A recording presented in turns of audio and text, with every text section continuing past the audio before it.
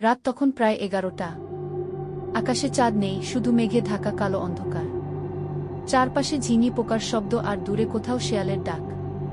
রিয়াদ আর তার দুই বন্ধু, তন্ময় আর সাদ, একটা পুরনো জঙ্গলের ভিতর ঢুকেছে। গ্রামের লোকজন বহুদিন ধরে এই জঙ্গলটাকে এড়িয়ে চলে। সবাই বলে ওখানে কিছু আছে, যা মানুষ না। কিন্তু ওরা এসব বিশ্বাস করে না। ইউটিউবের জন্য একটা হরর এক্সপ্লোরেশন ভিডিও বানাতে এসেছে। ভাই, একটু ক্রিপি লাগতেছে না? তন্ময় ফিসফিস করে বলল। রিয়াদ হেসে বলল, আরে এসব কিছু না। ক্যামেরা অন রাখ, অডিয়েন্স ভয় পাবে। ওরা আরও গভীরে ঢুকতে লাগল। গাছগুলো এত ঘন যে চাঁদের আলোও ঢুকতে পারছে না। হঠাৎ চাঁদের টর্চটা ফ্লেকার করতে শুরু করল। এইটা ঠিক না, বাড়ি তো নিউ, সাদ বলল। ঠিক তখনই দূরে একটা আওয়াজ, উখাস খাস। মনে হচ্ছে কেউ বা কিছু পাতার উপর দিয়ে হাঁটছে। কেউ আছে? রিয়াদ জোরে চিৎকার করল। কোনো উত্তর নেই। কিন্তু শব্দটা থেমে গেল। ওরা তিনজন একে অপরের দিকে তাকাল। বাতাসটা হঠাৎ ঠান্ডা হয়ে গেছে। চল আরেকটু সামনে যাই, রিয়াদ বলল, যদিও তার গলায় এবার আত্মবিশ্বাস কম। 5 মিনিট হাঁটার পর ওরা একটা ফাঁকা জায়গায় পৌঁছাল। মাঝখানে একটা পুরনো ভাঙা মন্দিরের মতো কিছু দাঁড়িয়ে আছে। দেয়ালগুলো ফাটা, চারদিকে শ্যাওলা আর অদ্ভুত দাগ। এটা আগে কোনো ম্যাপে দেখি নাই, ইসাদ বলল। তন্ময় ক্যামেরা তুলে বলল, এইটা পারফেক্ট থাম্বনেল কিলার। ঠিক তখনই মন্দিরের ভেতর থেকে একটা খুব ধীর কণ্ঠ শোনা গেল, চলে যাও। তিনজনই থমকে গেল। কে? রিয়াদ চিৎকার করল।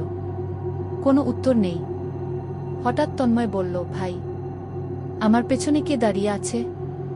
রিয়াদ আর সাদ একসাথে তাকালো, কিন্তু তন্ময়ের পেছনে কেউ নেই। পাগল নাকি? সাদ বলল।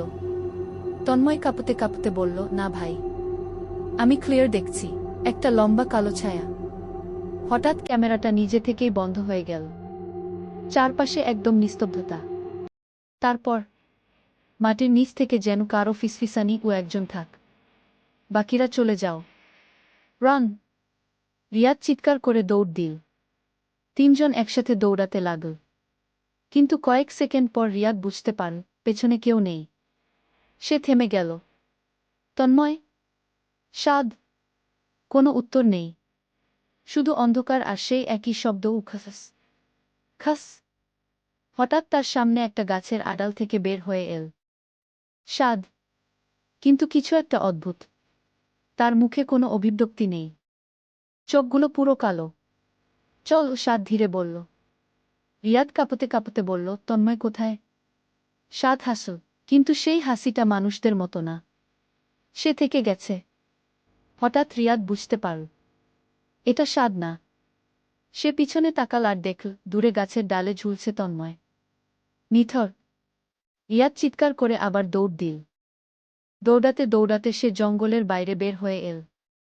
পরদিন সকালে গ্রামের লোকজন তাকে অচেতন অবস্থায় খুঁজে পেল। কিন্তু সাদ আর তন্ময় কেউ আর কখনো খুঁজে পাওয়া যায়নি।